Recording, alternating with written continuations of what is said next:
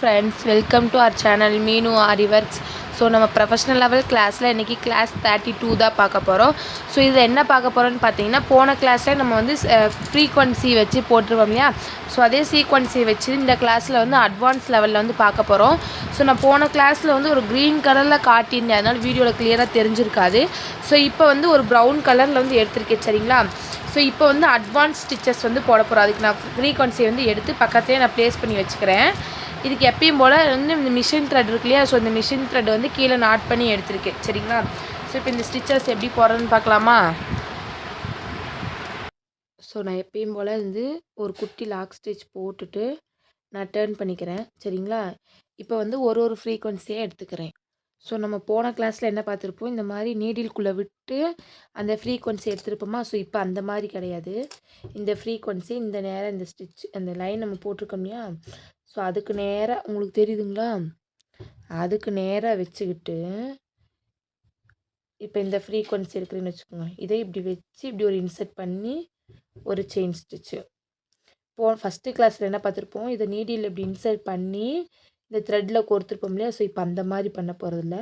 இந்த இடத்துல இப்படி ப்ளேஸ் பண்ணிவிட்டு நம்ம எப்பயும் போட முடியாது செயின் ஸ்டிச்சு, அந்த மாதிரி ஸ்டிச் எடுத்து பக்கத்தில், சரிங்களா. இது கொஞ்சம் ஃப்ளாட்டாக இருக்க மாதிரி இருக்கும், சரிங்களா.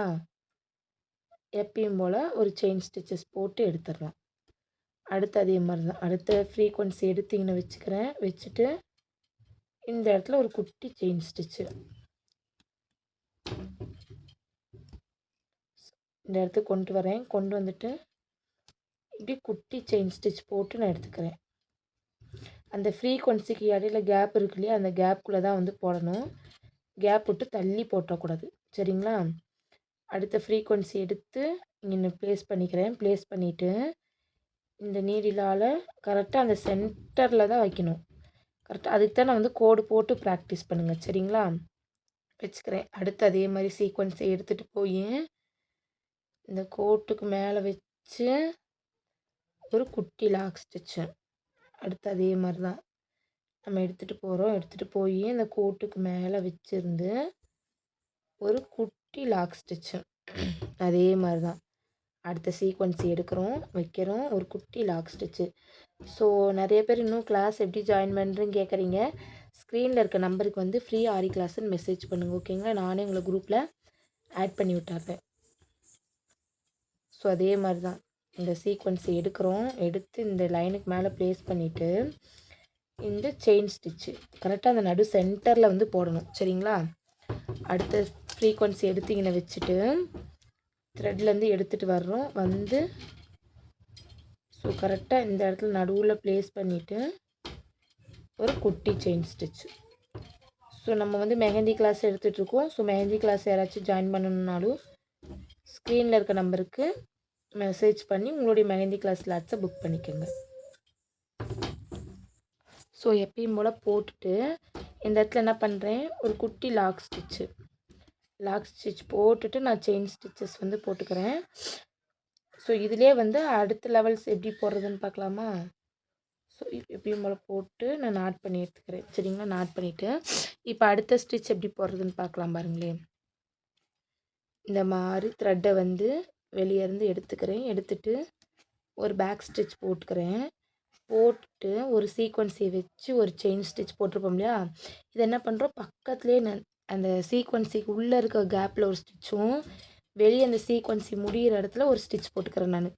உங்களுக்கு எப்படி போகிறேன்னு புரியுதுங்களா. இப்போ ஒரு சீக்வன்ஸை வந்து வைக்கிறேன், உங்களுக்கு தெரியுதுங்களா நான் எப்படி வைக்கிறேன்னுட்டு. வச்சுட்டு இந்த இடத்துல பின்னாடி தள்ளிட்டு இந்த சீக்வன்சி கேப் இருக்குது பார்த்தீங்களா, நடுவில் ஹோலு, அந்த ஹோலில் ஒரு ஸ்டிச்சு அப்படியே எடுத்து நம்ம அந்த சீக்வன்சி முடிகிற இடத்துல ஒரு ஸ்டிச்சு, சரிங்களா. ஸோ இப்போ எப்படி போட்டிருக்கேன்னு புரியுதா உங்களுக்கு. பாருங்கள், அகெயின் காட்டுறேன். ஒரு சீக்வன்ஸ் எடுத்து இங்கே வச்சுக்கிறேன் நான். வச்சுட்டு இந்த சீக்வன்ஸை இப்படி தள்ளிட்டு நம்ம ஃபஸ்ட்டு போட்டிருப்போம் இல்லையா சீக்வன்சி, அங்கே வந்து ஒரு குட்டி லாக் ஸ்டிச் மாதிரி குட்டி செயின் ஸ்டிச்சஸ் வந்து போட்டுக்கோங்க. அந்த இது முடிகிற இடத்துல ஒரு செயின் ஸ்டிச்சஸ் போட்டுட்டு அதுக்கு பக்கத்தில் ஒரு சீக்வன்சி வச்சு அதுலேருந்து ஒரு செயின் ஸ்டிச்சு. நான் எப்படி போடுறேன்னு புரியுதுங்களா. அந்த சீக்வன்சி நடுவில் கேப்ஸ் வந்துருக்கும்ல, அந்த கேப்லேருந்து ஒரு செயின் ஸ்டிச் நான் போட்டுட்டு அப்படியே த்ரெட்டை வெளியே எடுத்துக்கிறேன். எடுத்துட்டு அடுத்த எண்டில் அந்த முடிகிற இடத்துல ஒரு செயின் ஸ்டிச் வந்து நான் போட்டுக்கிறேன்.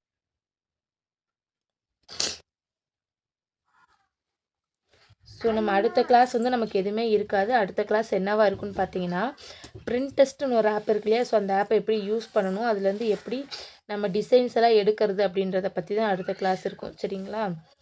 அதை வந்து நாளைக்கு வீடியோவில் வந்து பார்க்கலாம். இதே மாதிரி இந்த செயின் ஸ்டிச் இந்த இது சீக்வன்சி முடிகிற இடத்துல வந்து ஒரு ஸ்டிச் போட்டு எடுத்துக்கோங்க. சரிங்களா? அடுத்த சீக்வன்சி எடுக்கிறோம்.